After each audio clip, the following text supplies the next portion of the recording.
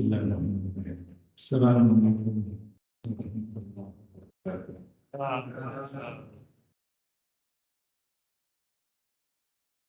Innal hamdalillah nahmaduhu ta'ala wa nasta'inuhu wa nastaghfiruh wa na'udzu billahi min shururi anfusina wa min sayyiati a'malina. May yahdihillahu fala mudilla lahu wa may yudlil fala hadiya lahu. Asyhadu an la ilaha illallah wahdahu la syarika lahu wa asyhadu anna Muhammadan abduhu wa rasuluhu la nabiyya ba'dahu. Salawatu rabbi wa salamuhu ala nabiyyina Muhammadin wa ala alihi wa sahbihi wa salamun tasliman katsiran. Ma'asyiral muslimin wal muslimat. Kembali kita membaca Ushul Salasah karya dari Al-Imam Al-Mujaddid Syekhul Islam Muhammad bin Abdullah bin Sulaiman Al-Mujaddid rahimahullah ta'ala. Dan kita akan baca pasal yang baru setelah pada sekian pertemuan berkaitan dengan masalah ma'rifatullah, pengenalan kita kepada Allah Subhanahu wa ta'ala dengan berbagai penjelasan yang telah disampaikan oleh para ulama, khususnya Syekh Fauzan yang kita nukilkan di dalam syarah. Maka kita akan membaca poin yang kedua, al-aslus tsani, prinsip yang kedua. Yang sudah kita ketahui bahwa prinsip pertama adalah ma'rifatullah. Ma'rifatul pengenalan kepada Allah, ma'rifatullah dengan segala penjelasan. Al-aslus tsani ma'rifatul dinil Islam. Dan yang akan kita baca adalah pengenalan terhadap dinul Islam, agama Islam. Ma'asyiral muslimin ibadallah, kita jelaskan terlebih dahulu tentang makna Islam yang kita Islam di negeri ini menganut.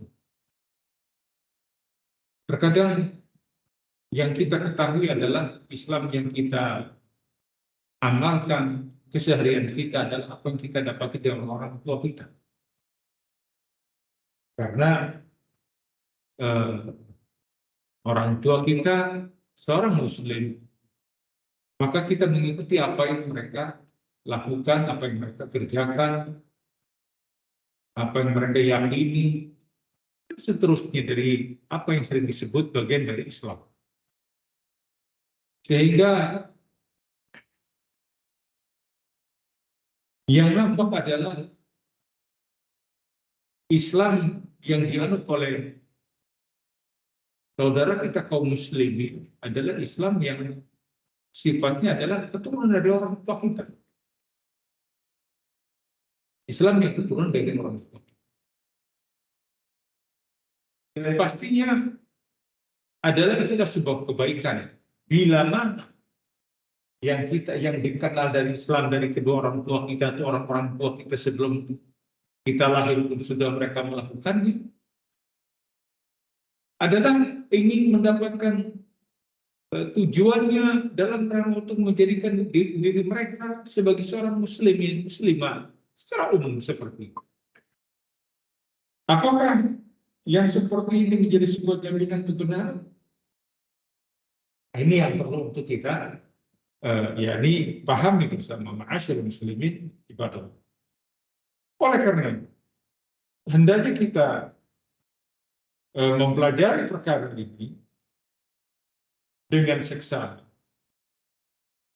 dengan penuh perhatian, agar apa yang nanti akan kita pelajari bukan sesuatu yang sifatnya aneh, asing, dengan apa yang menjadi kebiasaan orang-orang tua kita. Sebab nanti akan nampak hal-hal yang mungkin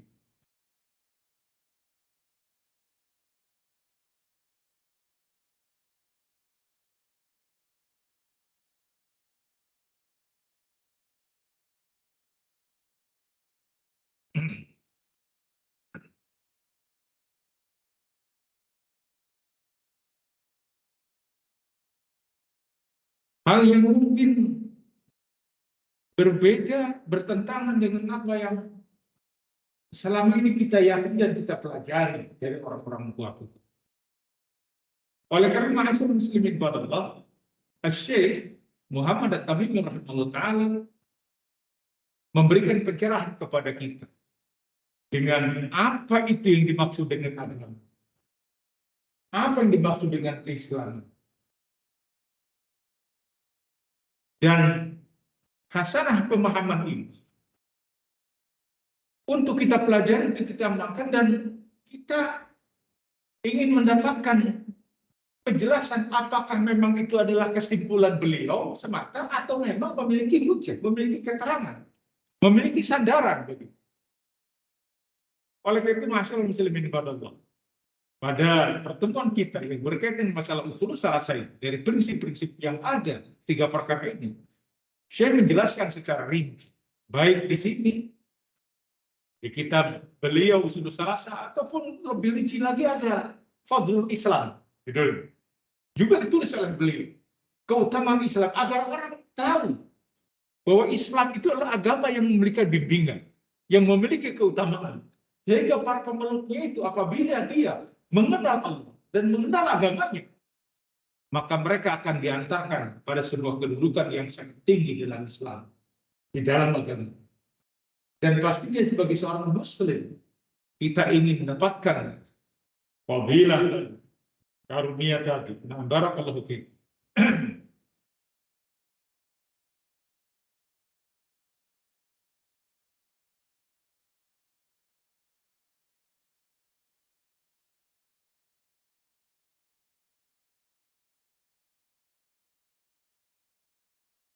Diawali dengan ucapan beliau rahimahullah ta'ala, al-aslu tsani ma'rifatu din Islam bil adillah.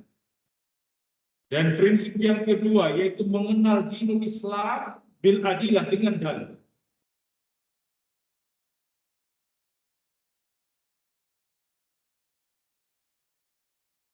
Kata Syekh Fauzan hafizallahu ta'ala, walamma faragha Syekh min bayani ma'rifatul asli al-awwal wa huwa ma'rifatullah bil adillah, intaqala ila bayanin asli tsani wa huwa ma'rifatu dinil Islam bil adillah. Tatkala selesai penjelasan beliau berkaitan dengan prinsip yang pertama yaitu mengenal Allah Subhanahu wa taala, maka dinukilkan pada penjelasan berikutnya yang kedua adalah mengenal agama dengan keterangan dan dalil, yaitu mengenal Islam dengan keterangan atau dengan dalil. Tsumma arafahu wa bayyana maknahu tsumma dzakara maratibahu.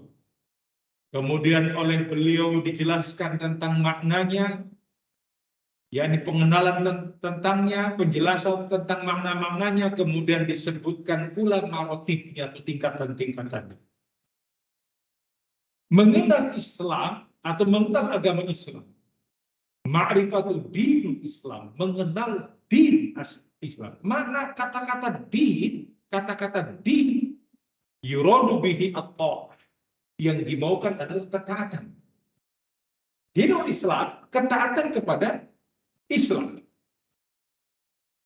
Ada makna lain dari din itu. Makna dari din juga adalah al-hisab. Kalau tadi makna din adalah taat, makna yang lainnya adalah al-hisab. Sebagaimana disebutkan dalam Al-Quran. Maliki yaumiddin. Penguasa atau rajanya hari ad-din. Hari apa din itu? Hari pembalasan. Makna din di sini pembalasan. Sedangkan makna din yang lain adalah maknanya taat. Apakah bertentang? Tidak. Tergantung bagaimana penempatan. Seperti firman Allah Subhanahu wa taala, "Wa ma adraka ma yaumuddin." Tahukah kalian apa hari pembalasan? Maknanya din di sini adalah pembalasan. Yauma la tamliku nafsun li nafsin syai'a wal amru yauma idin lillah. Maknanya adalah hari pembalasan. Masya muslimin kepada Allah. Maka makna dari din itu sendiri yang dikatakan sebagai bentuk ketaatan atau sebagai bentuk hari pembalasan, bentuknya pembalasan atau maknanya, maka kesemuanya itu berkaitan dengan yang harus kita pahami.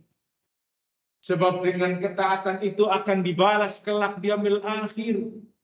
Siapa-siapa yang melakukan ketaatan atau sebaliknya di hari-hari di mana Allah Subhanahu wa taala adalah penguasa saat itu. Sebagai penguasa di hari pembalasan. Oleh karena itulah ma'asyiral muslimin ibadallah, hendaknya ayat-ayat yang tadi dibacakan kita renungkan bahwa Allah Subhanahu wa taala adalah penguasa, rajanya di hari pembalasan, di mana seseorang yang akan menjadikan pegangan bagi dirinya adalah apa-apa yang dilakukan ketika di dunia, tatkala dia berpegang dengan agamanya. Sehingga din dalam bentuk ketaatan maka juga akan dibalas oleh Allah Subhanahu wa taala di hari pembalasan pada yaumul. Wallahu a'lam bishawab. Kemudian kata beliau rahimahullah, taala bil adillati, dengan dalil ay ma'rifatu di al-Islam la takunu bitaklid. Yang namanya mengenal Islam itu tidak boleh dilakukannya dengan taklid. Apa itu taklid? Nunut, ngikut saja. Ini yang tidak boleh. Sebab kita harus mengenal dengan dalilnya, dengan keterangan. Dalil seseorang melaksanakan ibadah pasti ada keterangan. Dalil dia melakukan beramal dengan itu dan ini maka mesti ada keterangan dan dalil. Sehingga ma'asyiral muslimin kepada Allah, seseorang tidak bisa dikatakan mengenal Islam kecuali dia dengan dalil, dengan hujah yang ada. La takunu bitaklid, tidak boleh dia melakukannya dengan taklid, ngikut, nunut saja.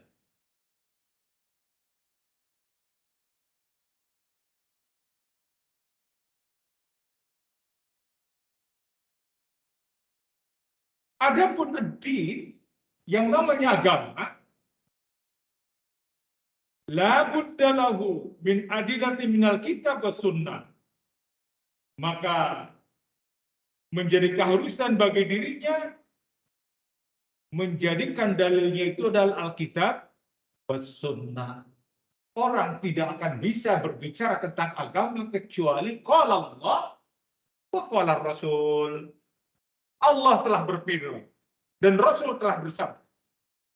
Maka hasil pemikiran manusia tidak bisa dikatakan ad-din. Hasil oleh manusia, walaupun manusia bersepakat ini agama, tapi Allah dan Rasulnya tidak menetapkan sebagai sebuah agama, maka sampai hari kiamat bukan agama. Walaupun dikemas demikian, dibagus-bagus, ditampilkan indah, ditampilkan enak, ditampilkan seakan-akan cocok di tengah-tengah masyarakat. Tapi ketika tidak ada hujah padanya, tidak ada dalil dari Al-Quran maupun dari As-Sunnah, maka dia tidak akan dikenal sebagai sebuah agama. Jadi kalau bicara tentang bil adillah dengan dalil, maka yang dimaksud dengan adalah merujuk kepada Alkitab was Sunnah, kepada Al-Quran dan Sunnah. Sehingga seseorang boleh bertanya, maaf Ustaz, ada tidak dalilnya demikian? Ada tidak dalilnya tentang penjelasan yang dimaksudkan tadi? Boleh bertanya. Fas'alu ahla dzikr. Bertanya. Bertanya karena keinginan tahunya, keinginan tahuan. Ingin tahu, maka dia bertanya. bukan bertanya untuk mempertanyakan. Gitu, Beb. Mempertanyakan dengan bertanya disebabkan karena kebodohannya, karena ketidaktahuannya, maka boleh dia bertanya. Adapun bertanya dalam rangka untuk mempertanyakan, ini yang tidak dibolehkan. Ini yang tidak dibolehkan. Khususnya bertanya tentang sifat-sifat Allah. Tentang sifat-sifat Allah. Mengapa Allah seperti itu? Mengapa? Itu nggak boleh. Mentakwil. Bagaimana? Dan lain sebagainya. Tentang sifat-sifat Allah. Kenapa? Karena Nabi kita pun belum pernah melihatnya. Dan Nabi tidak pernah menjelaskannya. Allah pun tidak menjelaskan. Kalau itu dijelaskan, maka cukup buat kita untuk mengimani. Alallahil bayan. Maka bagi Allah lah untuk menjelaskan tentang bagaimana sifat-sifat. Wa ala rasul bayan. Adapun bagi Nabi adalah menyampaikan. Sedangkan bagi kita, wa alaina taslim. Adapun perkara-perkara yang lainnya, seseorang boleh bertanya, apakah memiliki dalil atau tidak. Seperti seorang sahabat yang bertanya kepada Rasulullah SAW, tatkala Rasul melewati dua kuburan, yang kata Nabi, innahuma la yu'adzabani wa ma yu'adzabani fi kabiri. Sesungguhnya keduanya sedang diadab, dan diadab bukan perkara yang berat untuk dia tinggalkan. Ya. Diadabnya disebabkan karena perbuatan yang tidak berat untuk dia tinggalkan. Amma ahaduhuma, adapun yang satu, kata Rasulullah SAW, la yastatiru minal baul, dia tidak bersih ketika istinja. Wa amal akhar, wa amal akhar, adapun yang lain, yang satunya yamshi bin namimah, kesana kemari mengadu domba. Jadi dosa atau perbuatan yang di alam kubur langsung diadab, yaitu la yastatiru minal baul, itu bebersih dari istinja, tidak bersih. Nah, makanya dilatih kita jangan asal kencing, buang air kencing sembarangan, tidak dibersihkan, tidak disiramnya air, jangan. Dilatih. Sampai besar nanti akan kebiasaan seperti itu. Nah, dan nama yaitu mengadu domba, namimah. Ini dua dosa ini. Maka Rasulullah SAW membelah pelepah kurma, ditancapkan pada dua kuburan tadi. Para sahabat melihat ini perkara yang aneh. Perkara yang aneh, maka mereka bertanya, mana ya Rasulullah, apa ini? Mereka bertanya.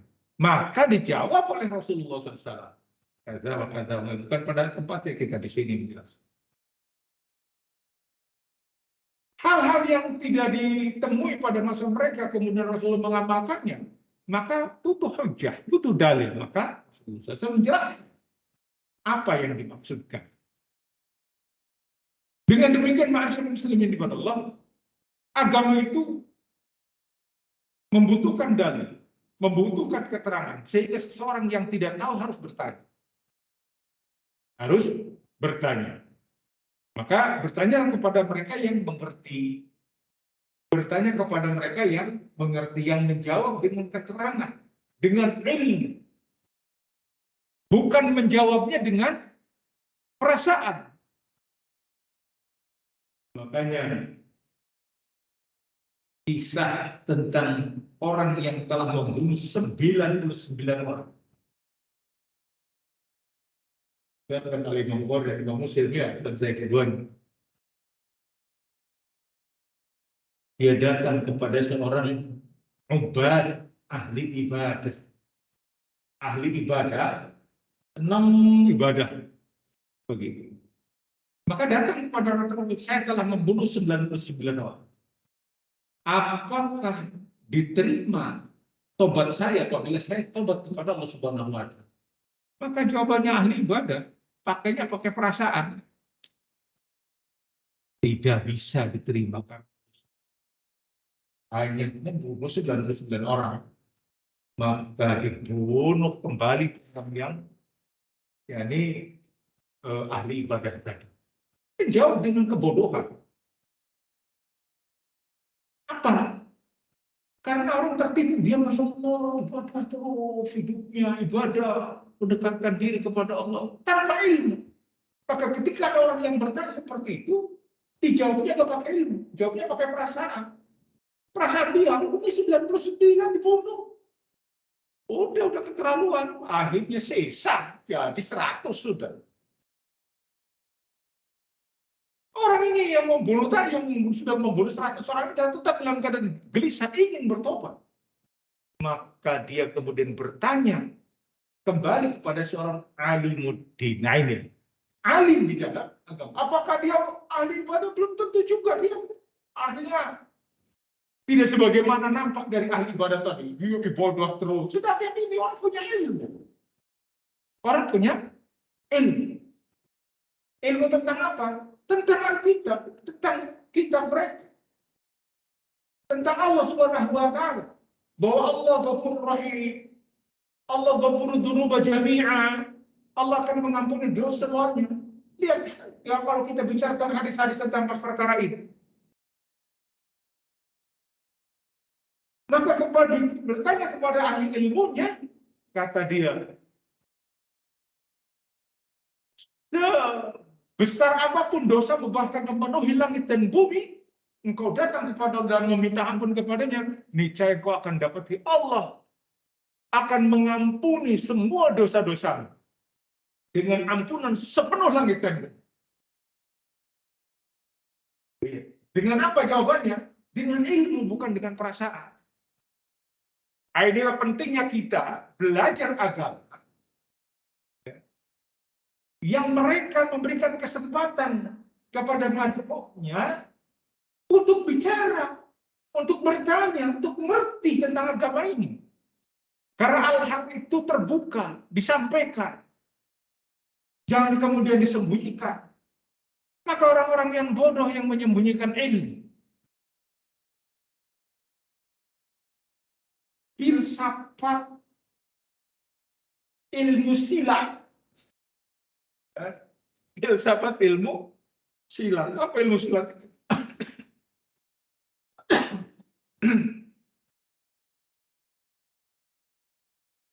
Kalau semua jurus diberikan, nanti muridnya nanti akan mengalahkan. Dalam agama itu tidak seperti itu. Seorang doa, seorang dai atau seorang alim ustadz ulama, maka dia sampaikan seluruh ilmunya, apa yang dia ketahui dari Alkitab dan Sunnah, maka itu adalah sebuah keutamaan, bukan sebuah kehinaan.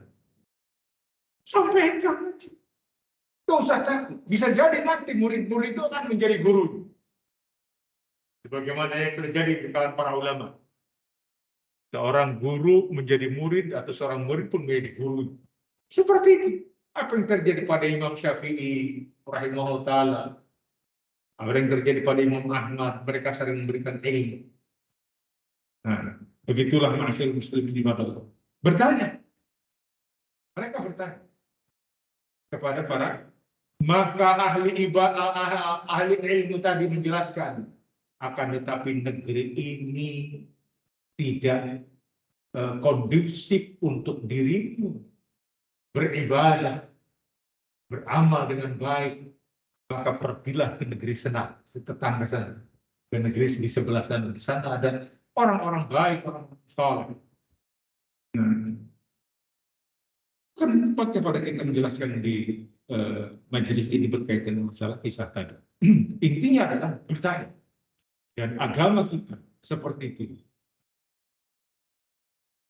Akan tetapi bertanya pun, jangan melampaui batas. Bertanya-tanya, sedikit-sedikit ditanya. Akhirnya sering terjadi debat kusir. Karena saling bertanya, maklum baru kenal, baru ngaji, oh kesana kemari sudah orang kampanye terus.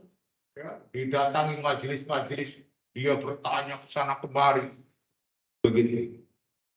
Ini pun tidak demikian. Bertanya untuk menghilangkan kebodohan apa yang ada pada dirinya dari agama. Boleh betul. Kalau ada seorang ustadz justru melarang untuk bertanya, nggak usah tanya-tanya, nggak percaya apa sama ustadz. Oh, bukan kayak gitu. Ada pelarang orang untuk bertanya. Oh, dan ikut saja. Masa mau ngebodohi? Masa ustadz yang mau membodohi? Ya subhanallah. Bukan. Bertanya.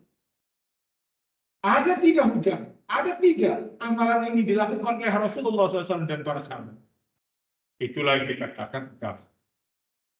Amal insan alladzi la ya'rifu dinahu wa innama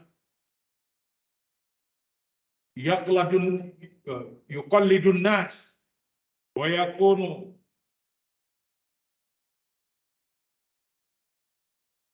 ima'atun ma'an nas wa hadza la ya'rifu dinahu. Adapun manusia yang tidak mengenal agamanya, maka dia akan menjadi seorang yang muqallid, ikut-ikutan begitu. Ikut-ikutan. Apa yang terjadi pada manusia, dia mengikuti. Apa yang sedang tren di tengah-tengah manusia, maka mereka pun bicara. Apa yang sedang viral di tengah-tengah manusia, apalagi zaman medsos, maka mereka terus mengikuti. Tanpa bisa membedakan mana ini agama dan mana bukan. Dan ini situasi sekarang jauh lebih berbahaya daripada muslimin ibadah. Jauh lebih berbahaya. Jauh lebih mengerikan. Masuk ke gadget kita. Mempengaruhi kita. Mau tidak mau. Akan terpengaruh. Kenapa? Apalagi banyak ustadz-ustadz medsos. Iya. Tampil sebagai ustadz di situ. Wah, sudah kampanyekan berbagai hal. Semuanya. Dan orang kemudian saling men-share. Viral akhirnya. Ternyata bukan bimbingan agama. Akhirnya ikut-ikutan taklid. Ya. Kata ustadz begini semuanya. Kata ustadz BB semuanya. Bukan jangan dulu. Padahal lagi senang dengan katanya, dengan istilahnya, anak baru hijrah Ustaz. Waduh, baru hijrah. Tapi itu kayak gini. Oh, ternyata hijrah ikut-ikutan. Yang ada adalah mengikuti bimbingan. Dalil. Qala Allah, qala Rasul. Bagaimana firman Allah ini dijelaskan oleh Nabi, dijelaskan oleh para sahabat. Bagaimana ucapan Nabi ini diamalkan oleh para sahabatnya dan dijelaskan oleh mereka. Dan kemudian itulah menjadi hujah, menjadi dalil. Ada mereka yang tidak menjadikan agama sebagai sesuatu yang diketahui, maka dia akan menjadikannya taklid. Dan yang demikian itu adalah perkara yang sangat membahayakan. Annahu idza su'ila anhu fil qabri an yaqulaha la adri sami'tun nas yaquluna syai'an faqultuhu. Ini akan menjadi nestapa bagi diri. Kenapa? Karena di alam kubur dia pun akan ditanya. Dan jawabannya adalah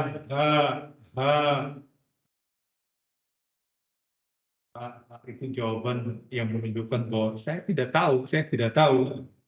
Nggak ngerti. Kenapa kamu mengatakan begini? Saya tidak tahu. Kenapa kamu beramal seperti ini? Ya pokoknya saya tidak tahu. Apa yang ada, saya ikuti. Kan luar biasa. Ketika ada orang yang beriklan bahwa Nabi Muhammad itu, cahayanya nur Nabi Muhammad itu adalah menjadi penyebab terciptanya alam semesta. Saya sudah membaca hadis di Fadhil Quran itu tentang dari ucapan Nabi kita Muhammad SAW. Wa innama ana basyarun. Sesungguhnya aku adalah manusia biasa. Basyar. Maknanya adalah manusia biasa. Yang namanya manusia tidak memiliki sifat-sifat ketuhanan yang menjadi penyebab terjadinya alam semesta ini. Bukan lagi. Bukan pula sebagai Nabi kita. Tapi di tengah-tengah masyarakat ditanamkan hal-hal yang seperti itu, bahwa Nabi lah yang menjadi penyebab terciptanya alam semesta ini. Dan itu adalah sebuah keyakinan yang mungkar, yang menempatkan Nabi kita Muhammad SAW melampaui batas yang telah Allah tetapkan untuk dirinya. Karena Rasulullah SAW adalah manusia biasa. Qul innama ana basyarun mithlukum yuha ilaihi. Penghujung surat Al-Kahf seperti itu. Demikianlah masyarakat muslimin di Bandung. Maka hati-hati kita dari berbuat taklid, dan inilah resiko dari orang-orang yang taklid. Hukuman bagi mereka yang cukup kami mengikuti saja. Yang paling anehnya adalah keyakinan ini ditanamkan di tengah-tengah kaum muslim. Sudah ikut aja kalian. Ikut. Masa ulama ngajak kalian salah? Ya, ucapan kayak gitu. Sampai saya pernah dengar langsung. Ada ucapannya seperti ini. Udah. Kalau mengikuti orang benar, nggak ada gitu kan. Anjing aja bisa masuk surga. Siapa kan? Bisa anjing bisa masuk surga.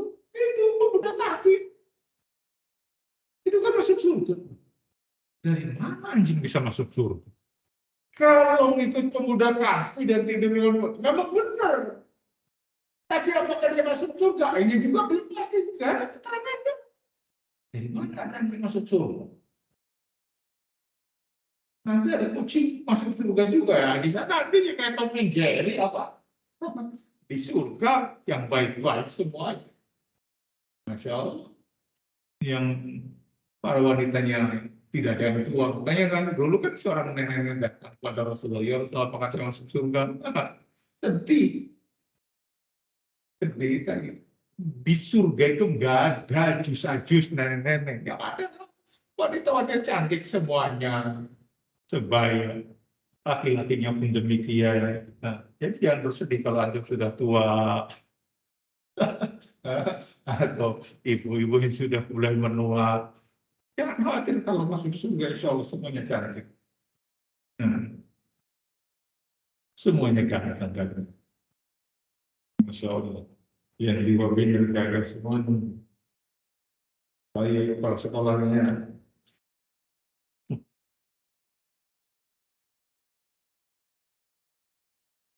Sambil tunas, aku mendengar manusia lagi. Aku tidak tahu. Aku mendengar manusia mengatakan demikian, aku pun mengatakan. Apa itu? Kenapa engkau berkeyakinan bahwasanya yang menjadi penyebab alam semesta diciptakanlah nur dari Nabi Muhammad? Apa jawabnya? Saya mengatakan apa yang dikatakan oleh para ulama kiai seperti itu. Loh, apakah Rasul mengatakan seperti itu? Tidak ada dalil. Nah, itu butuhnya kita dalil. Dan jangan dibodohi kaum muslimin untuk berkeyakinan seperti itu. Wajib alal insan kata Syekh Fauzan. Maka wajib atas semua manusia an ya'rifa dinahu bil adilah, untuk mengenal agamanya dengan dalil min kitabillah wa sunnati Rasulillah sallallahu alaihi wasallam, wala ya'rifu hadza illa bit ta'allum, dan juga mengenal sunnah Nabi Muhammad sallallahu alaihi wasallam.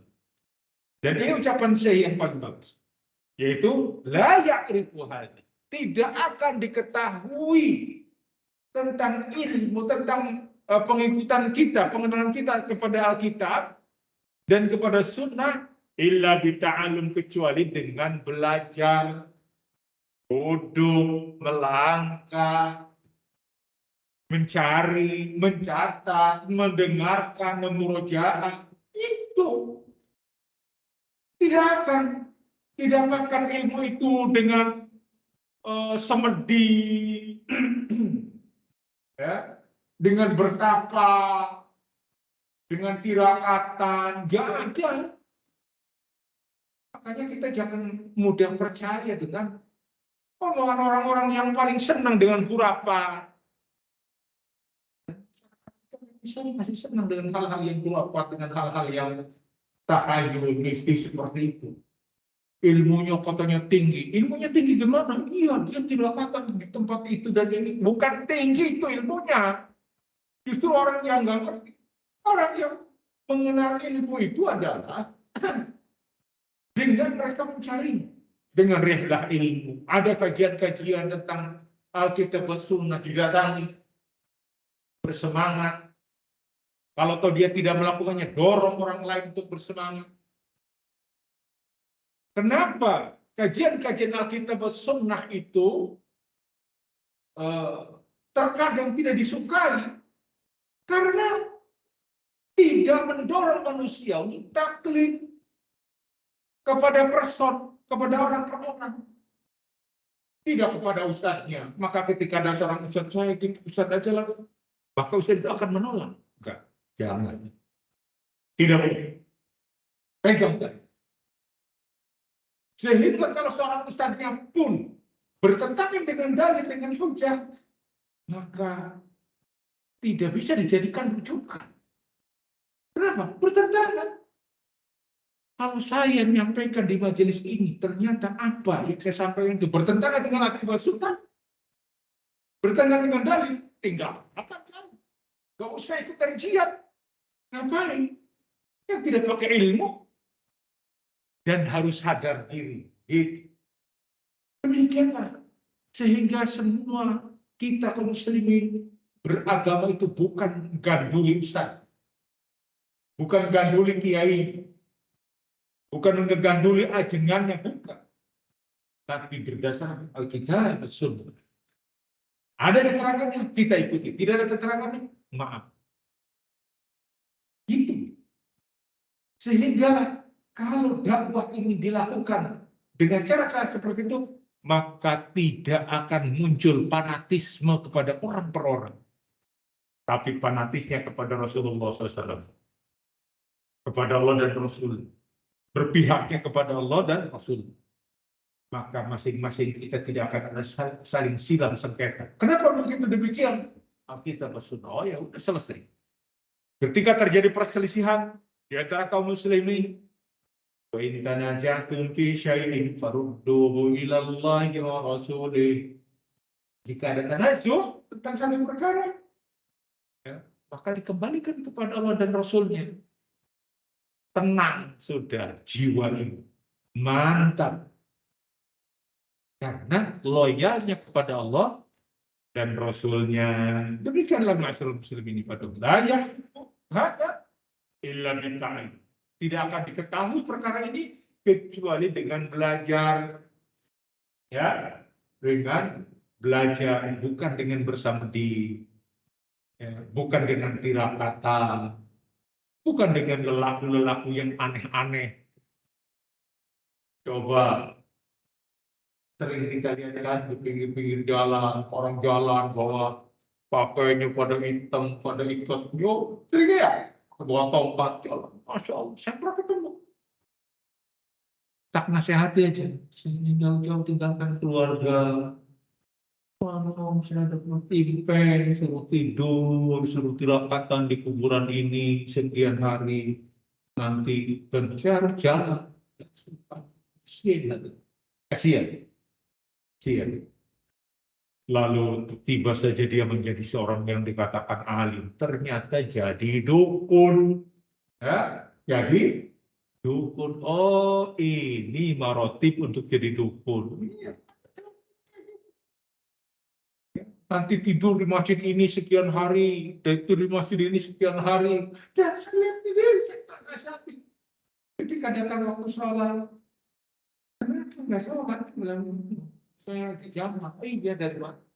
Dari orang apa? Disebutkan daerah. Tapi Bapak tinggal di masjid, di sini, nggak sholat. Bagi baca di sini, di bawah. Miskin, ya Allah. Nah itu tadi. Tujuannya itu apa? Ya ingin mengenal dengan memahami seperti itu. Dia hanya untuk mencari lakon saja begitu maksudnya. Allah alam bisawab. Insyaallah pertemuan yang akan datang sallallahu alaihi wasallam.